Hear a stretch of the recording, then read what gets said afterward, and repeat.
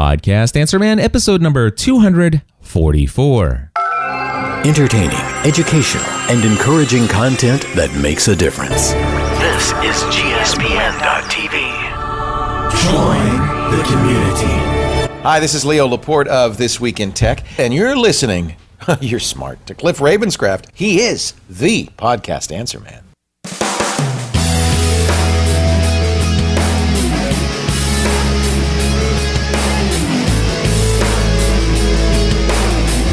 Well, hello, everybody, and welcome back to another episode of the Podcast Answer Man.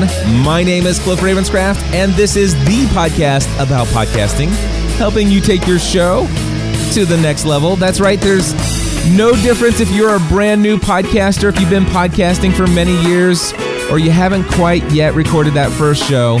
There's something we can all do to take our show and online efforts to a whole new level. And well, my friends, I did just that this week. I took my online efforts to a level that I don't think I've ever seen witnessed anywhere else in the world up to this date. My friends, you've heard about live blogging, or, well, let me just not assume that everybody's heard about live blogging. So live blogging is this phenomenon that I most participate in, or at least follow, when there's, let's say, an Apple keynote where Apple is getting ready to announce a new product or changes to their product line, and they don't stream it live. So what they do is they invite press and some other folks out to witness this live event where they announce these things. And rather than allow people to stream this stuff live, they actually allow people to connect to the internet and blog about it. And they it used to be such a way that you would actually have to go in and refresh the page. And now they have all kinds of live blogging platforms where you just go to a site, and as they type in new stuff, it appears on your screen. And as they take photos of what's on the screen up in front of on the stage in front of them, those photos immediately appear. It just happens in live in real time. But the idea, the phenomenon of somebody going to a place and blogging about the things that are happening there, it's this thing called live blogging. And my friends, I took a stab at this years ago, actually, in a very small way. My daughter McKenna was our third daughter. And while Stephanie was in the hospital, I must admit to you that I did live blog the birth of our third child, McKenna. So that was my first experience of live blogging. But my second experience of live blogging was at a whole new level. And that was this weekend. This weekend, I went to the hospital. That's right, my friends. I won't bore you with all of the details here, but let's just tell you that it was something that scared me enough and frightened me to get over my fear of needles and go into the emergency room. And I did go into the emergency room, got checked into the hospital, spent the entire weekend there, and I blogged about the whole thing as it was happening. In fact, actually, I initiated the first blog update at gspn.tv/hospital 2012. Again, it's gspn.tv/hospital 2012. You'll see the very first blog post that I did there. And what I did is I just kept this as an ongoing blog post, told people that I'd be making updates to the same post on the same page. And I blogged about my experience. So if you want to know why I went into the hospital, why I blogged about it while I was in the hospital, and not only that, but I actually ended up recording episode number 512 of my show called Pursuing a Balanced Life to explain people why I didn't go to the hospital sooner than I did. And the reason why I bring it up here for Podcast Answer Man is because a lot of people, think, Cliff, how is it that you are able to build community? How is it that you are able to, connect with your audience on such a deep level? And a lot of this stuff really does come naturally to me, but there are some things that you can view and you can see that I do. And I think so much of it has to do with the fact that I share so much of almost nearly every aspect of my life, whether it be great, whether it be not so great, whether I'm feeling wonderful or depressed, whether I'm feeling happy or sad, whether it's good times or in bad. I literally share what's going on in my life in a very personal way that, to be honest with you, kind of freaks some people out to think about getting that personal. And I think that there's a lot that has to do with the way that how I process and think about things and actually try to see the positive ultimately in the end of everything that happens in my life. And I think people are drawn to that. And so if you have an outlook on life that just overall just draws people in and say, I'm interested in learning a little bit more about what makes this guy tick, then that's what it is. I share what's going on in my life, and there's certainly, you can see the height of this, at least the height up to this point of this, in this blog post at gspn.tv/hospital 2012. You can read all about why I was in the hospital, what all happened to me while I was in the hospital, and what happened as a result of being in the hospital. And also I can bring in the element of another technology that we've been talking about, and that is LiveFire, LiveFyre, LiveFire commenting system. And if you look down at the bottom of the post, you'll see there are 206 comments with 46 people who had been subscribed to any and every update to the commenting structure. So what happened was, I was in the hospital and my wife and kids came to visit me.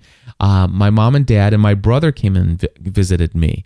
And that was it. And that all happened pretty much on one day while I was in the hospital. However, I will tell you what, I literally had it was as if I was there and I had hundreds of people with me.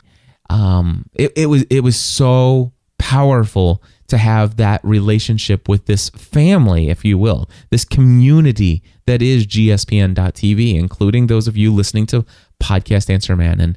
And if you want, I think this could be valuable research for you guys to go to read this blog post and to actually go in and read the comments and see how I interact with the people in the commenting system. There's so much more to this than just saying, oh, well, I need to have comments turned on my site, and I need to do this and I need to do that. It's not just the tools, but it's how you use the tools. It's what you communicate with the tools. It's how you communicate with the tools, and it's whether or not it's genuine. It's like, oh, well, you know what? To be successful, I'm going to commit that I will interact via comments with 10 people each day, and I can check that off on my list. This is not a checklist. In fact, I didn't have time to do all of this stuff. Honestly, I had my laptop. I could have spent the time, working on other things that would have made me tons of money and got me money sooner and all of this other stuff. I mean, I have to do things on my to-do list. And you know what? I took this as a sign that I need to just kick back, figure out what's going on inside physically. Chances are it's nothing, and I'll just be able to get out of this place and move forward with the plans that I have. But you know what? 3 or 4 days putting off the things that, are going to move my big goals for 2012 forward, that they can wait a couple days. I've learned, this is one thing I've learned about life, is things can wait many times. And I know that that's dangerous for some of you who are lazy to hear those words, but you'll have to deal with that. But I'm not a lazy person, and I'm a workaholic. And so for me to say it's okay to kick back a few days, then that just means that I'm not going to work 14 hours a day for the next few days to work around the clock for these projects. I don't have any fear that I'm just going to get lazy. So anyway, I just wanted to share with you guys that I used podcasting, blogging, and commenting via LiveFire, and sharing out, whenever I posted an update on Twitter, Facebook, and LinkedIn that brought everybody back to my site. I was building community from the hospital, and you can read all about it. I'll put a link to it in the show notes. All right, the next thing I want to talk about is Ning, NING.com. This is what I use for my online community site here at for gspn.tv, my online community.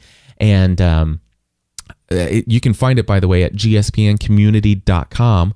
Anyway, I got an email from Ning saying that they just upgraded and released a brand new version of their chat client. And they said that it's built around Java and HTML5, which now would work not only on iOS devices, but should work on just about any mobile platform. I would be able to imagine that it would work on any of your Google Android tablets or Android phones, iPhones. I'm having a hard time getting it to ignore the mobile browser on the iPhone. Haven't looked into it enough to figure out how to get the chat to pull up there. But anyway, this thing is amazing. I spent some time, again, I put off all of my things that I needed to get done, and I started to investigate the realities of what this meant. And the idea of activating the chat on gspncommunity.com and bringing the live show Thursday stream from gspn.tv website over to the community site. And I played around with it, did some testing yesterday, and here's the thing. So all of this initially was about having a chat room that people could chat, even though they might not be able to watch the video live. They could at least still enjoy the chat when everybody else is there in the chat room. So I started playing around, and then I went to go fire it up to see what it looked like with me chatting live and streaming live. So I went ahead and turned on the live streamer on Ustream, and I used on my Mac Mini, I used their web-based broadcaster is what they call it. All right. And then they have this thing called Ustream Producer, which you could download. And I do know that a long time ago when I was using Ustream Producer to publish my show to the web, that it did work on iOS devices, if they had the Ustream app or whatever. But I for whatever reason, I think I ran into some issues with the Ustream Producer. It wasn't working right on my Mac Mini when I upgraded to Lion. And so I dumped that and I went back to the web-based broadcaster that they offer. And that, of course, made it to where the Ustream, the folks who were watching on their iPhones via the Ustream app, it no longer worked. So, and I kind of dealt with that. It's a smaller percentage of the audience, but really what I need something that works for the majority of the people. And like I said, Ustream Producer wasn't working. I didn't have time to figure out why. So I went back to the web-based broadcaster from Ustream. Well, yesterday, as I was testing things out, it says, "Hey, would you like to try our new broadcaster?" And I'm like, "Oh no, I don't want to download this." And it's like, "No, it's web-based." I'm like, it's like, learn more. And so I went ahead and clicked it, and it switched me from the old web-based broadcaster to the new web-based broadcaster. And I fired it up, and guess what happened? I learned that it works on the iPad. So it's allowing people, and it's not just working, if you have the Ustream app, but I'm telling you, if you go to gspn.tv/live, which there are many people here right now, it will actually play the live video and audio stream on the web page. And if you are logged in as a GSPN community site member, you can actually chat and watch video all on the same page at the same time. If you want to see this demonstrated, I know that many of you are going to be listening to this time shifted later, but if you go to my show notes, I'll have a link to this, but I created a blog post on my Podcast Answer Man site at podcastanswerman.com/live iPad, LIVEIPAD. podcastanswerman.com/live iPad. You can see all of this in action, and it works. The only drawback I see so far is that the live stream is about 45 seconds delayed. So there's a little bit more of a buffer between when I say it and when they hear it. But you know what? The fact is people get be out there on their iPad and away from their computers and be watching. And so this is great. I'm really excited. It's a pretty big breakthrough because I've been praying for the day when I would have the ability to stream my video and audio and have a chat room, and it would all work on an iPad device or mobile device. And I believe that day is finally here. It is finally here. And I'm praying that it continues to work and that it continues to get better. But I am really happy about the chat and also the live stream. So all of that came together. My friends, I do have one question that I'm going to be playing this week and answer it for you here. And then we're going to get into the interview for the Where Are They Now? And for today's question, it's going to be coming from my good friend Tommy, who basically recently launched a podcast, and I believe he has a question about Skype. So Tommy, take it away. Hey there, Cliff. This is Tommy Kendrick with the Actors Talk Podcast at actorstalkpodcast.com, calling from Austin, Texas, with what I'm afraid is a very newbie question for the podcast answer man, so I hope that's okay. I am about to start doing interviews with people for the podcast. With people. I know I'm about to start doing interviews with inanimate objects. Okay. I am about to start doing interviews for the podcast, and Skype will be the weapon of choice. So I've never been a Skype user, and I have a few questions. Is there a difference in audio quality of calling Skype to a landline versus Skype to Skype or Skype to a cell phone? Secondly, since I'm going to be pre-recording these interviews, not doing them live with music and everything, do I need to be concerned about the mix minus setup? And lastly, I'm assuming it's a good idea to record each side of the conversation in a separate channel. Is that right? Thank you. Take care. God bless you. I appreciate everything I find on your site. It's been a godsend. Thank you. Take care. And I look forward to hearing the podcast answer man tell me what I need to do to use Skype effectively. Thanks, Cliff. Take care. Bye. All right, Tommy, thank you so much for your question. And by the way, I'm going to be coming out with a new tutorial soon. Once I get my podcast mastermind group all up and running. It's going to be one of the first webinars I do, and it's going to be about interviews and how to do them and various different options. And it's one of the things that I'm asked most frequently these days, outside of the things that I've already done tutorials on. And so I am eager to get that thing recorded and make it available for sale to those of you who are not Podcast Mastermind members, but those who are my Podcast Mastermind members will, of course, get that and all of my other tutorials and everything else that comes along the path available for free. So Podcast Mastermind's coming up soon. If you guys want more information on that, please email me, cliff@podcastanswerman.com. I should have a big announcement next week. Anyway, here's the situation. Skype to Skype is definitely better than Skype to telephone call. There's no question, because the thing is Skype to Skype, you can actually get it to where it sounds almost like you are in the same room with each other. I'm going to play for you an example from a show that I did with Father Roderick called Balanced Living Weekly. Now, here's the thing. I'm in northern Kentucky, just outside of Cincinnati, Ohio. All right. Father Roderick is in Amersfoort in the Netherlands. Okay. We're talking Holland here, my friends. Now, listen to this little sample on the side. So I was able to still maintain margin even while at a conference, not worrying about things. And my business is running just as if I was at home. That's awesome.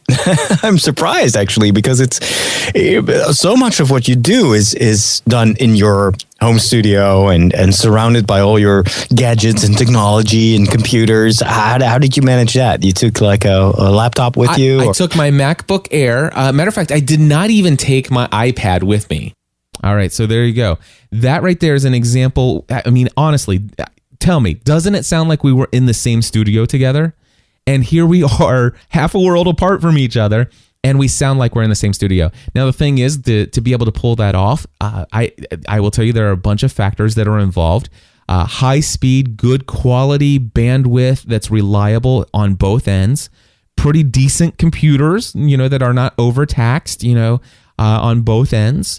And then, of course, for Father Roderick and I, we're both using Heil PR40 microphones. We both have, a decent mixer, and we've got a mix minus going on. So with all of that involved, you can actually get a near in-studio quality call. Now, I will tell you, even with all of those things mentioned, with nothing else changing, the only thing is that you're still dependent upon how the Skype service is. And occasionally, regardless of anything else that you might do, Skype just doesn't sound as good as it could. And that happens occasionally. But for somebody like me, I'm recording using Skype constantly, and that happens maybe about 7% of the time. So most of the time, I can get that quality of call when I talk to Father Roderick with no problem whatsoever. The other thing is if you do have good solid bandwidth, and you have, let's just say, somebody streaming a Netflix movie on one computer in another room, and then all of a sudden you're downloading another movie somewhere else, or you're uploading a big file, that can degrade the quality if anything like that's happening on either end. But you can, I mean, you just heard it. That's Skype to Skype. All right. Now, here's the thing. Now, this is from the archives, what I'm about ready to play you here. This is from an older episode of Business Tech Weekly, another show that I used to produce, and it's called with Andy Traub.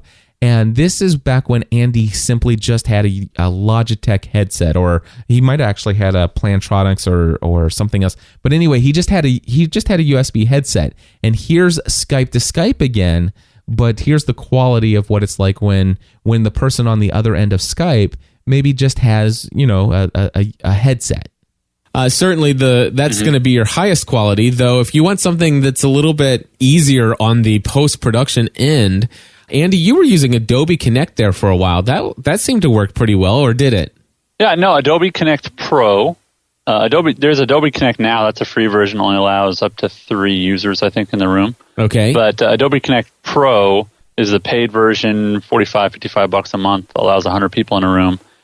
All right, so there you go. You can tell there's an obvious difference there. So even in Skype to Skype, you're going to have a difference of quality depending on bandwidth on both ends, depending on computer hardware on both ends, and depending on what kind of microphone they're using. And I hate to say this, you'll get some people you'll call Skype to Skype, and they'll be using their internal microphone. And sometimes you'll get somebody who's got a decent headset, and they think that they're using their headset, but I'll be honest with you, while they may be hearing you in their headphones, for some reason they don't have their Skype settings just right, and they're actually pulling their audio from the internal microphone on their computer. So just know this, Tommy, with Skype to Skype, your mileage may vary, but obviously it's going to be better than Skype to telephone call, because you can use Skype to dial out to a telephone if you have their service. I actually pay like $40 a year or something like that, and I have unlimited calls anywhere in the United States and Canada if I want to Skype, make a Skype telephone call out. So I can do that. The thing is, though, is it's going to sound like a telephone call, the person coming in, because they're on a telephone and you can't upgrade that. So, yeah, definitely there is a difference between those calls. Hopefully this has answered your questions. Skype is a wonderful thing, and I can't wait to get my mastermind group up and running, and that is going to be one of our first webinars and digital products that's going to be created out of that. So thank you very much for the call. I really appreciate it.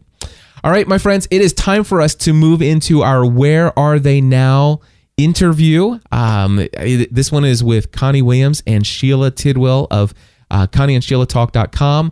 These are, by the way, Connie and Sheila hold a very special place in my heart.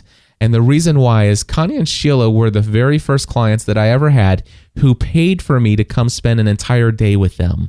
And matter of fact, this all comes out in the interview. This is a little bit longer than what I would normally have for a Where Are They Now interview. It's 38 and a half minutes long. But let me tell you, my friends, when you listen to this, you'll understand how much I love Connie and Sheila. And the conversation here does not get dull at all. I hope that you're able to listen, that you're able to be encouraged, educated, inspired to take your show to a whole new level that maybe you hadn't thought of before, based upon something that might be here in this interview.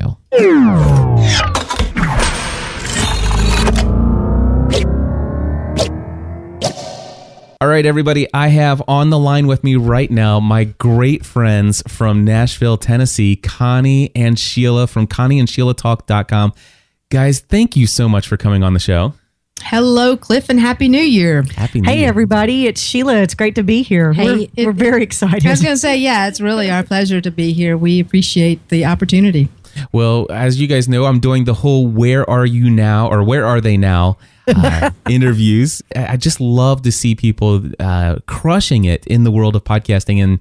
And I've helped lots of people launch a podcast. But Connie and Sheila Talk is a podcast that holds a special place in my heart. And I don't know what it is about your show. Actually, I do. I do know a lot of things about your show. But I'll tell you what, I'm going to allow one of you to decide. Can you tell us a little bit about what Connie and Sheila Talk is? Sure. Thank you, Cliff. And you were our launching person. You actually helped us take this idea that we had and create it. And you did it all in one day, which was amazing to us. So we are forever grateful to you. But we had conceived this idea to have a show, and we've titled it Connie and Sheila Talk. And the subtitle is Connie and Sheila Talk, Real Life, Real Estate, Real Fun. And we wanted to do that because we're, our passion is real estate investing, and that's what we do. We have rental property, and we also have, we do rehabs and sell them. We're agents. We do a lot of things in real estate investing, but we didn't want it to just be about real estate investing, although we give a lot of information away every show about real estate investing. But we also wanted to include aspects of what we were trying to achieve, which was a well-rounded life, and in our journey of trying to do that,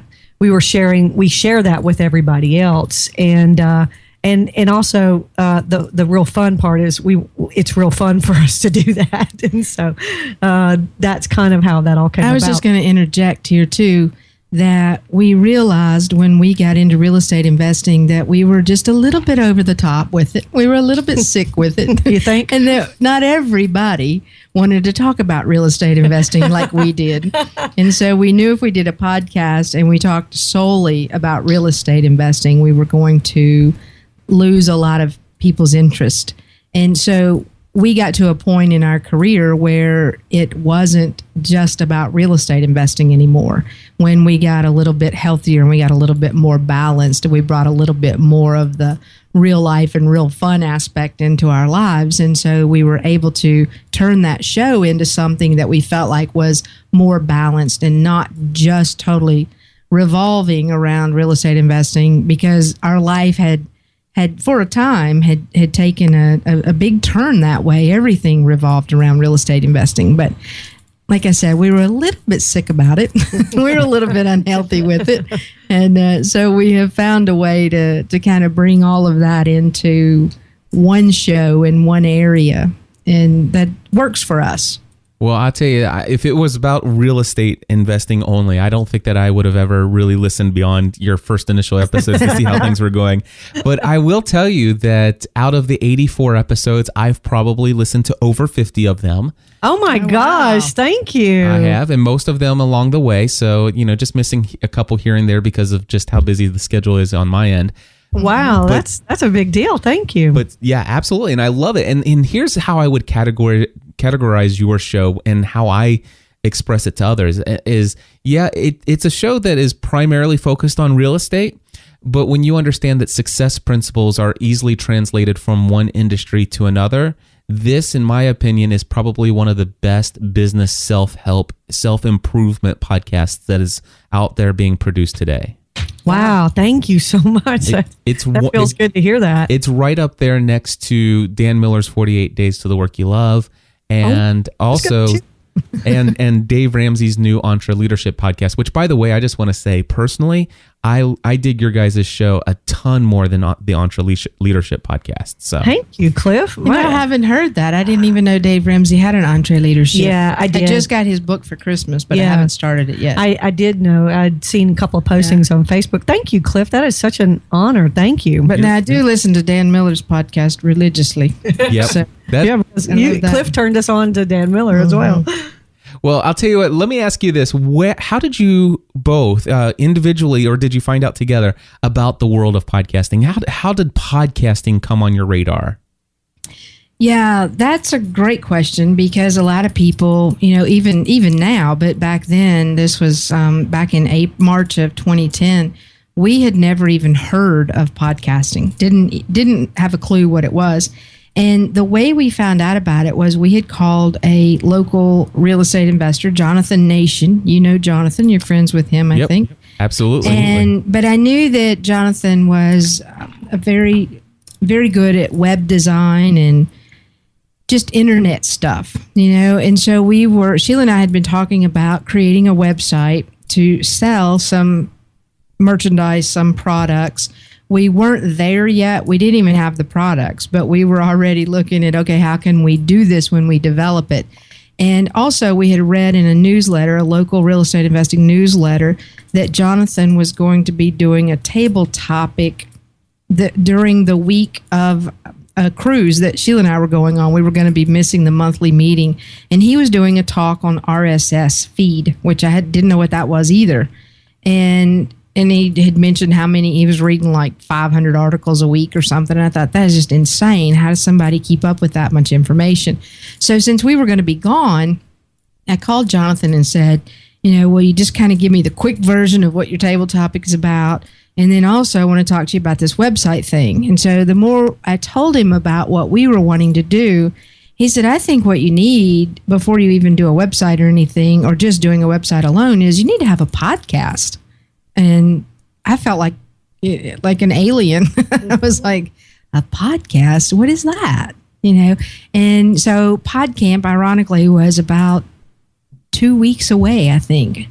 And so Jonathan said, go to it. You need to be there. And so we went to Cadillac, I think it was Cadillac Ranch, downtown Nashville, and met you there. And so literally within 30 days, in less than 30 days, from the time that we first heard about podcasting to attending PodCamp Nashville to meeting you, Cliff, and hiring you, bringing you down for the day, in less than 30 days, we had a podcast on iTunes. And I'd like to just interject on that point, too, to say that we had never heard, I didn't even know what a podcast was. I wasn't familiar with it.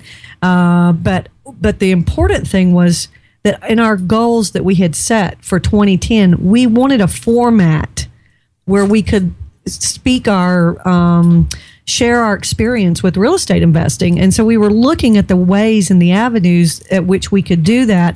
But one of the things that we wanted to avoid was constantly being on the road. Mm-hmm. And so when Jonathan explained to Connie about podcasting, and then when we saw you speak and you were sharing this passion, and we left there on fire. I mean, we were like, oh my God, this is it, and so that's how it all exactly happened. How it happened. Yeah. Before you launched your first podcast, had you yet listened to any other podcasts? I think Connie had. I did not. I believe you were listening to. No, I wasn't. I Okay. didn't know what a podcast was. Okay.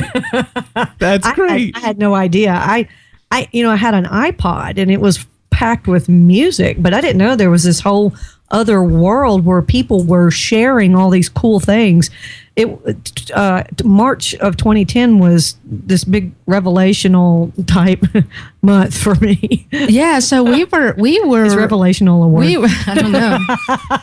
I can't tell you how much time I spent on iTunes that month, because man, it's like Google. You could put a word in and a podcast pops up, and not just one, but you could put a word in about anything and there'll be 300 different podcasts that pop up about that one thing. I don't care if it's, quilting. You type in quilting and there'll be podcasts on how to quilt and what kind of fabric to use or whatever. My mom makes quilts, and that's the only reason I knew that, because I showed her that one time.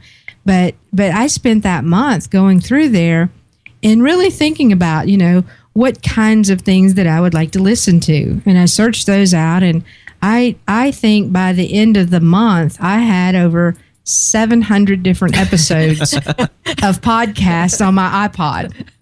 So you think about that, that's like maybe on average an hour. I had 700 hours to listen to. I think you have like 80 gig of on your iPod. You've got the classic. It's got the most that you can have. Yeah, I still have the older iPod classic, and I have a ton of podcasts on there, but it's phenomenal to me because of the information. I mean, I'm just kind of a self-help junkie anyway. I like to listen to stuff that other people have done that I'm interested in, and they've, been through it, and I get to learn from their mistakes or whatever, learn from their experiences, and it helps me.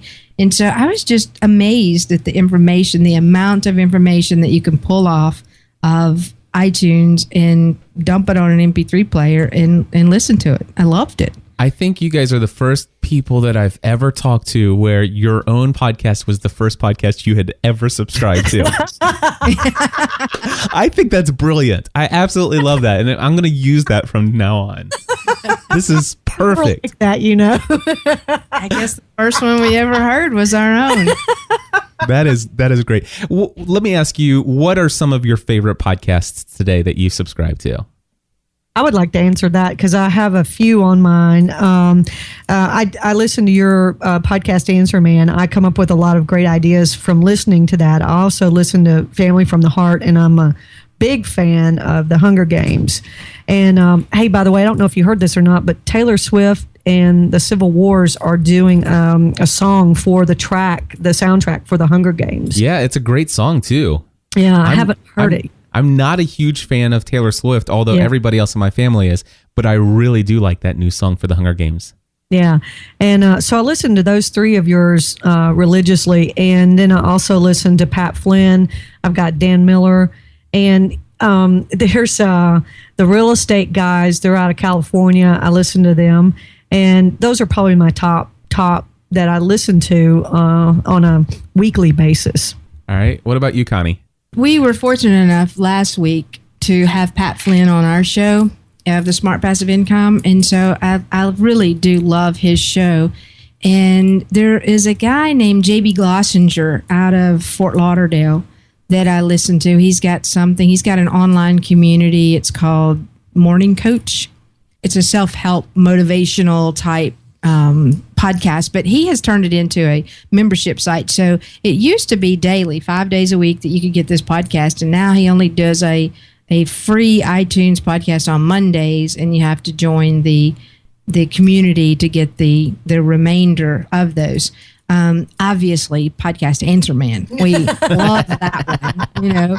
That one goes without saying. That one's sitting right on my iTunes every day that I sync. That one comes through. Used to listen to a lot of the social media Serenity that you've got. I learned a lot of technical stuff from social media on that one. I like that. Dan Miller, Sheila mentioned his 48 Days. And there's a couple that I listen to that are kind of a spirituality type thing. Oprah used to have something on called the Soul Series, and they were audio and visual type podcast. And she doesn't do that anymore, but I used to listen to that all the time. And also there was one by Marianne Williamson that it was called Your Thought for the Day, and it was just a quick 2 to 3 minute little podcast and just a little motivational, thought for the day. It was kind of cool. Are you guys trying to build a community around your show? I would say not necessarily, but we do appreciate, and that may be a direction that we take because it's as though it's not our goal. What has become really good and feels good, and we love the feedback is the interaction between our listeners and us. And so that may be something that we gravitate towards at some point, because when somebody takes the time to post on our show a comment, or when they send, they comment on our Facebook page, or when they send a personal email, it's really gratifying. Mm-hmm. And I really like that interaction between us and them, and we learn something and they share something and it feels good. So that may be a direction at some point, but it's not at this point. And sometimes they're real estate questions, and then other times they're just life questions. Yeah, and sometimes they just go, "Hey guys, thanks a bunch," and and you just kind of feel their gratitude, and it's rewarding. What is one of the most memorable pieces of feedback that you've received from a listener? I think what's funny about our show, and I want to back up just 1 second, I'll answer that, but going back to that last question, our show, we've done 84 episodes, and so it has developed, it has grown, it's been downloaded in 50-something countries and 40-something states, and so as quickly as we got into podcasting, as quickly as we got into podcasting without a lot of like, wow, what are we doing here? Because this wasn't a plan. It was kind of like Sheila said, a goal. We had a goal, but we didn't know what was going to come about. And so this door opened to podcasting. So we walked through it. And so we're in it now. And now we're going, okay, now what do we do? Because people ask us, so why do you do the podcast? Or how do you make money off the podcast? How are you monetizing it? It's like, we're not doing any of that. We're just having fun, sharing information, sharing some thoughts and ideas. And so little by little, we are learning that, okay, people do like things that we're saying and that we resonate with some people. And so we are big believers in multiple streams of income. So if there's some way we can make money on this and sell some product, develop some stuff, let's do that. And so we're kind of in the beginning stages of that. And so some of our podcasts, like we said, are real estate related, and some of them are, we had back in the beginning of December, I think maybe the end of November, Alicia King, who is an author of a book called Healing. And so being able to talk to somebody or help somebody that is hurting and that's grieving the loss of a loved one. We've had a couple of people from that show that Alicia's words, and mine and Sheila's, I guess, too, helped. It calmed them. It made them understand that while they're going through this horrible, gut-wrenching grief, they recognize that other people have as well. And I would also say, we got a lot of great feedback off of that show. Mm-hmm. And then another one was the one we did a few weeks before that. And that was the episode we titled, Not Every Guru is an Expert. Mm-hmm. And in that episode particularly, we had someone on our show who did not want to be identified, but they had been taken, so to speak, by, an expert, a real estate expert. And taken advantage and lost a great deal of money. A ton of money. And so because we aired that, and we had to be very, very careful not to make any, point blank accusations. We had to keep this person's identity a secret. We had to go through all sorts of things. And also the guru. We weren't trashing Yeah, we didn't want to trash anybody, but anyway, because we shared that story, we got a lot of feedback, because so many people, they're shamed when they're taken advantage of that way. They feel stupid, or they feel incompetent, or again, shamed and so forth. We wanted to do that show because we knew there were people out there that would benefit and go, you know what? I don't have anything to be ashamed about, and I'm not stupid. And it was that show really felt good, and we really took our time with that one. That one took us probably a month or longer to get everything right and in order to make sure it came across the way it needed to. Mm-hmm. Have you ever received any negative feedback, and if so, how have you dealt with it? I don't think we're big enough yet to get negative feedback. We're not. I don't know.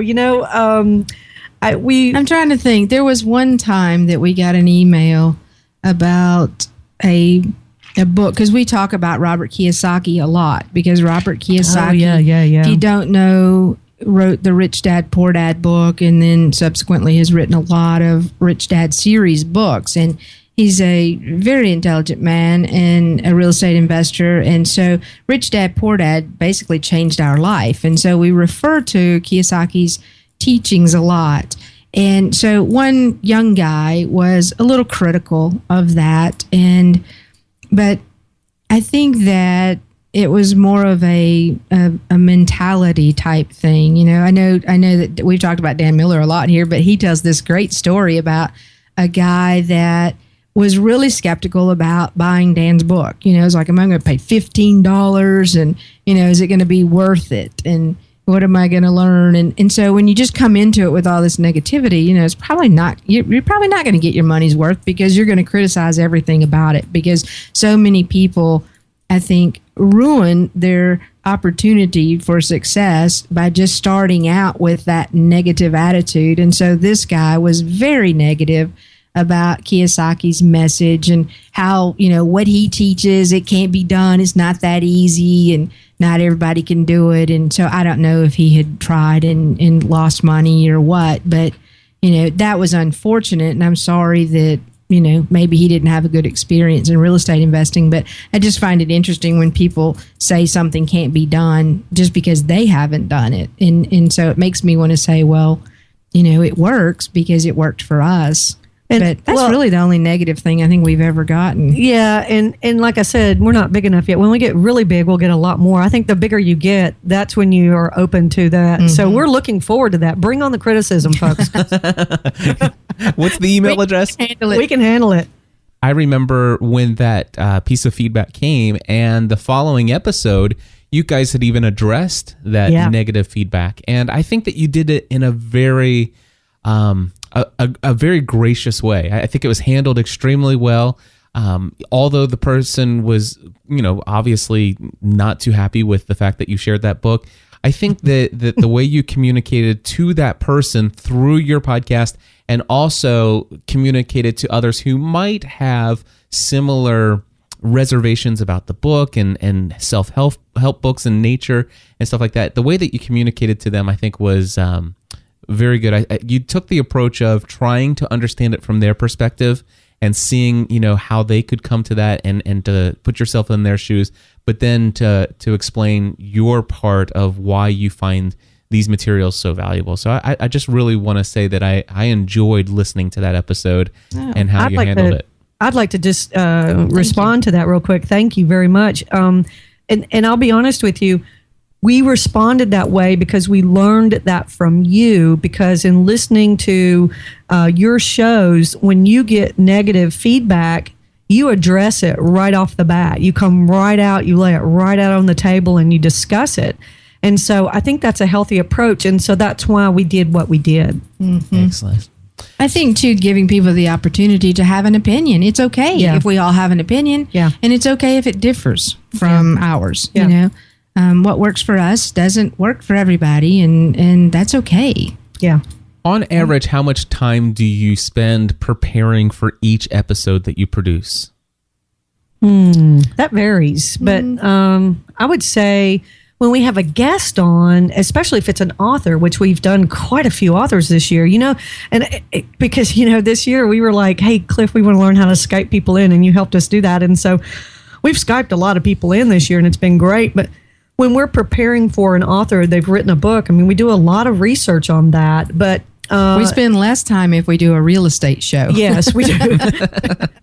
Because we can sit there and talk about, Because we can talk real estate all day long. Yeah. But if we're going to have somebody else on the show, it's like we need to know a little bit about these people. Yeah, we may spend, 2 to 3 hours preparing for a guest by doing research on their book, looking at their websites if they have one, which who doesn't these days. We actually try to read the book before they come on. Yeah, and so that takes time. It does take time, but it's very beneficial because it opens us up and to a whole nother genre of topic. But like Connie said, if it's a real estate topic, then we may prepare for an hour on it.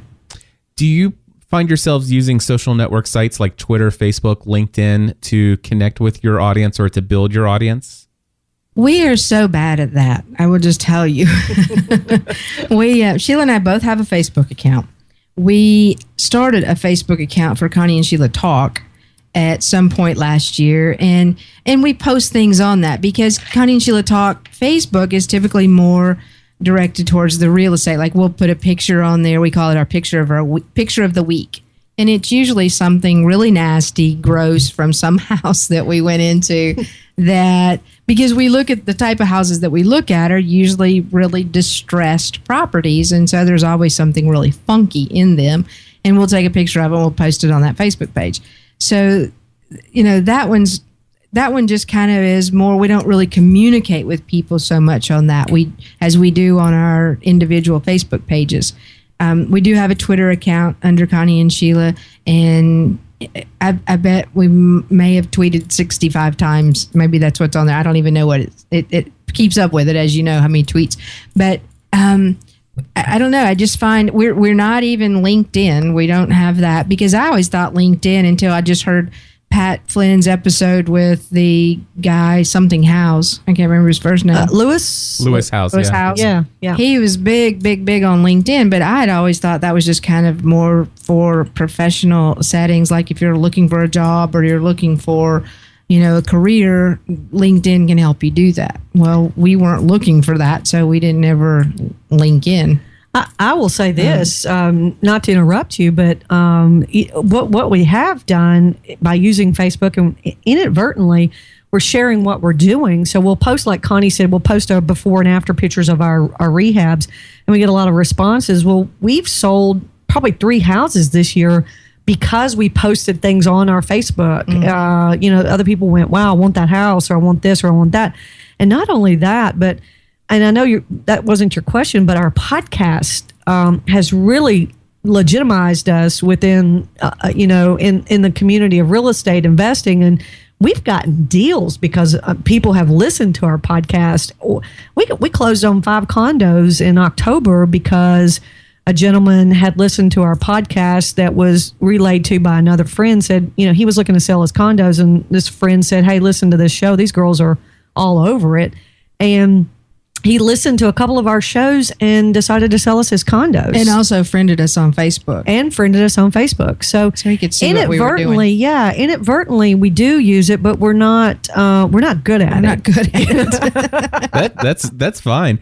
I definitely don't want to overlook a couple of the things that you just said. Just how your business has been impacted in a positive way by the fact that, number one, you had mentioned that it almost legitimized you in the community of real estate investing, making you experts in your field. Oh yeah, and this is the one thing I love. I listen to you, even from your first and second episode. By the time your third or fourth episode was there, I remember thinking to myself, these two are going to be known. You will become the most popular people in Nashville for real estate investing. Oh, thank you. And I know that for you guys, you might think, well, gosh, we're a part of REN, whatever that all stands for. But the thing is I know that REN is huge in Nashville, but there's hands down, you guys in new media, I believe, already have and will continue to grow the largest online new media effort for real estate investing in the Nashville area. Is that a prophecy? It is absolutely a prophecy, and it's one I believe. It certainly makes us stand out. We are the only ones doing it in this area, and it certainly makes us stand out. And when somebody will agree to do business with you because they listened to your show and got a good feeling and they got to know you, that speaks volumes to me, how important it is. I appreciate you saying that, Cliff. And, I was just kind of joking with that, but I do believe that. I totally believe that. And I agree with that. And just with what Sheila is saying, we're a weird bunch of people when it comes to money. And this deal that we just did a couple of months ago was something that we did not take lightly because of the decisions that were made by this gentleman that owned these condos, and because of the price that he wanted for them, and knowing that it was more than we would normally pay for a property. And we knew that we could not borrow that money from the bank. The bank, it was too high of a loan to value ratio. They wouldn't let us borrow that much money. But with him, because he felt like he knows us because he's listened to our shows, and he was willing. We made a deal with him that we would give him his price. We would pay him his price since he owned the properties free and clear, if he would give us owner financing, so we didn't have to go to the bank to borrow the money. And he said, I can do that. And so that's a great point. So we're talking $400,000. This man was willing to hold the note on and let us pay him monthly, as opposed to saying, no, I want my price and I want you to go to the bank and borrow it and give me my money. It's like it didn't work that way. The deal would have never been able to have happened, first of all, had he not listened to our shows, I guess, and got comfortable with us, but also if he had not been willing to carry the note. And so that spoke volumes to us, that this man who we didn't know, it was willing to say, yeah, I'll do that. I'll carry the note for you. I trust you. I believe you'll pay me. I'll do it. After, all you need to do is listen to 3 or 4 episodes of Connie and Sheila to realize and recognize whether or not you will become to know, like, and trust Connie and Sheila. And that's the truth with all podcasters. I really do believe that. And that's one of the reasons why, by the way, I don't suggest everybody create a podcast, because honestly, some people are not trustworthy and likable, and And sometimes they can't sell themselves over the air. You know what I'm saying? Right. They can do it better through words or another medium, but it's not for everybody. I think if you're going to do this, you have to be very transparent, or it's going to come through and people are going to know that you're not being who you really You're are. not being genuine. Yeah. You have produced 84 episodes. How many more episodes of your podcast do you guys think you will produce? Oh, we're going to keep doing it because we have fun. That's the big thing. We're doing it because we really enjoy doing it. And it's something that Connie and I both can do together, and we can be creative and we can share things with other people that might help them. And in response, they may send us something that they've learned about it too, So it certainly has been an avenue for us to meet a lot of people. Oh, yeah. And I just don't see us stopping anytime unless, I don't know. I mean, it's that Sheila's sitting here kind of shaking her head like, I don't know when. Wow, we've never really talked about that, We don't see it end. Which is really funny because for real estate investing, I mean, we won't buy a property if we don't have 2 exit strategies. We started this podcast really without any strategy. We didn't know what we were doing. Thankfully, you do, and you were able to come down here and help us get started. But to think of a strategy of like, wow, where is this going? And that's what we get asked a lot. Where are you going with that? What are you doing with it? Why are you doing it? And we're just kind of going, we like it. We have fun doing it, Yes, but we do see the benefit of it. We've definitely seen the benefit of it in what we just spoke about of the, legitimizing. So long term, we are, we do see a lot of benefits in doing it, in producing a podcast every week. But, there's a lot of opportunity that comes with a podcast. And I think instead of us coming into it with an angle of what are all these opportunities that we can do, we've just been producing the podcast and letting the opportunities kind of present themselves. And then as we learn a little bit more about this particular thing or that particular thing, if this is, the monetization of it or whatever, it's like, okay, if that's something we feel like we want to go in that direction, then we will do that. We're having to be very careful because of the time commitments, because we do have constraints on our time with this isn't our full-time, money-making strategy. I mean, we do real estate investing. And so we have to be cautious about that. But we're not so closed off to, opportunities that we want to miss something if something presents itself. There are probably about 100 to 200 people who are listening to this interview right now. But I didn't know we were live. No. I mean, not right at this moment, but in the future,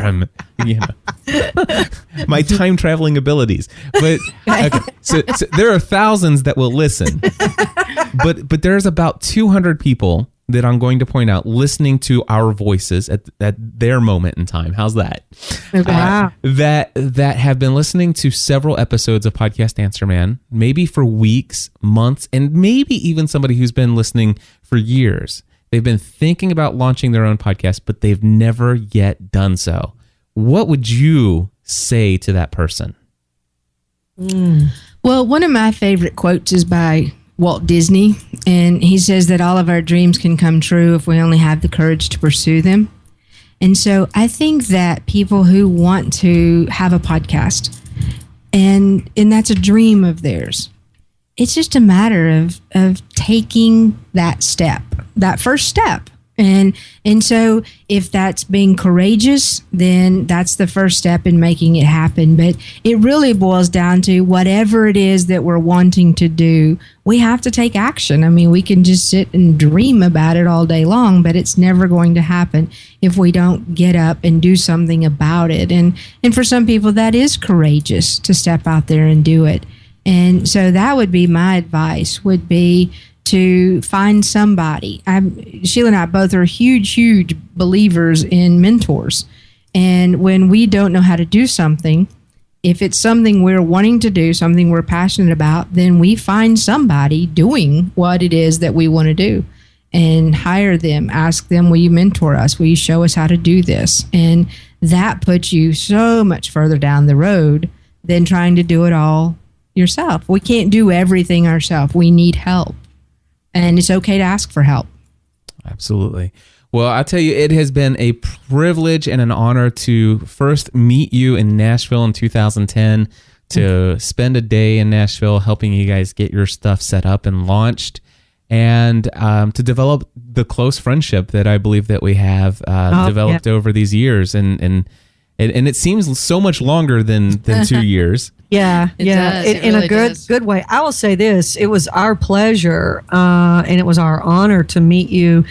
And here's what has been really cool: you're a lot like our real estate mentors in that, what you did for us and what our real estate mentors did for us was, we went through the program, we learned just like you taught us to do this. And then when it was over, it wasn't over, because we still have a relationship with our mentors, and we still have a relationship with you. You've been there, you've answered questions. And, I'll never forget, we started this in March of 2010. And in January of 2011, I emailed you and said, hey, here's some of our goals for this year. Do you think that the cruise coming up that you were going to be part of, that you were a speaker on, would this benefit us in any of these goals? And you took the time to send back a very detailed email of how you thought it could hit some of the goals that we had. You've always been there for us. And so that's made it easier as we've moved along and moved a little further up. So thank you for that. Absolutely. Well, thank you very much. Connie and Sheila, this has been a great interview. I thank you for coming on. Where can people find your podcast and find you online? Our website is www.connieandsheilatalk.com. And so it's ConnieandSheilaTalk.com. I spelled Sheila's name out because there's about 15 different ways to spell Sheila. Yes. And so SHEILA. Yeah. But that's the best place to find is ConnieandSheilaTalk.com. Yeah, invite everybody to come in and listen. And we'd love to have you part of our audience as well. Thank you so much for coming on, and God bless you guys. Have a very blessed 2012. Hey, thank you. And thank likewise. You so much. Yeah, we'll be talking with you soon. Happy New Year to you and Stephanie too. Yeah. Well, there you go, my friends. That's my interview with Connie Williams and Sheila Tidwell. I am so excited that I was able to share just a little bit of a conversation with these two wonderful women. If you have not checked out their show yet, because I've talked about them many times before, you need to go check them out just for encouragement and inspiration of how you can improve your show, because I think they are top notch, my friends. Like I said, I am still subscribed to their podcast. Listen to their most recent episode this morning. Great, wonderful stuff. Anyway, Connie and Sheila, SHEILATALK.com, ConnieandSheilaTalk.com. I will have links to their stuff over in the show notes here for podcastanswerman.com, episode number 244. Real quick, I want to say thank you to my good friend behind DarthPickle.com. He used my Bluehost affiliate link to sign up for his Bluehost hosting account. My friends, if you are looking for a hosting provider, a shared hosting provider, that's great for probably about 97% of you out there who are going to have about less than 10,000 people visiting your site every month to get things off the ground. Shared hosting is a perfect solution. You sign up, it's about $85 for the first year. You get WordPress, one-click install practically, to set up your blog and or your podcast. It's wonderful. And here's the thing. If you use my affiliate link to set up your hosting account with Bluehost, I get a very generous, and I do say very generous, commission when you do it. So that's why I come here, and when people are signing up using my Bluehost affiliate link, I make sure to say thank you. So check out Darth Pickle. That's like Darth Vader, DARTH. So it's DarthPickle.com. I just checked this morning. He hasn't done anything with it yet, but I would imagine it's going to be up and running here very soon. But I just want to say thank you very much. And my wallet thanks you. Also, want to give a random plug of the week. This one goes out to my good friend Albert Hathazi. You can check him out at thelocalmethod.com, becoming a market leader in your community. His idea is that he wants to help local businesses become online market leaders in their industry and in their community, to where people are going to say, wow, you're looking for this? Well, yeah, there's 20 or 30 of those kind of stores in the local area here, but the one you want to go to is this one. And he's going to tell you how you can become that market leader in your community for your particular niche. So check it out, thelocalmethod.com. Albert Hafazi. My friends, I can't wait to share with you the revelation of what I've been working on for months. The podcast mastermind group that will be launching within the next 10 days. It scares me a little bit to even say it, but man, I am excited. Matter of fact, I just want to say this. The first 50 people who sign up will be guaranteed lifetime access at $97 a month. The premium will never go up. If you want to be within those first 50 people, you should email me, cliff@podcastanswerman.com.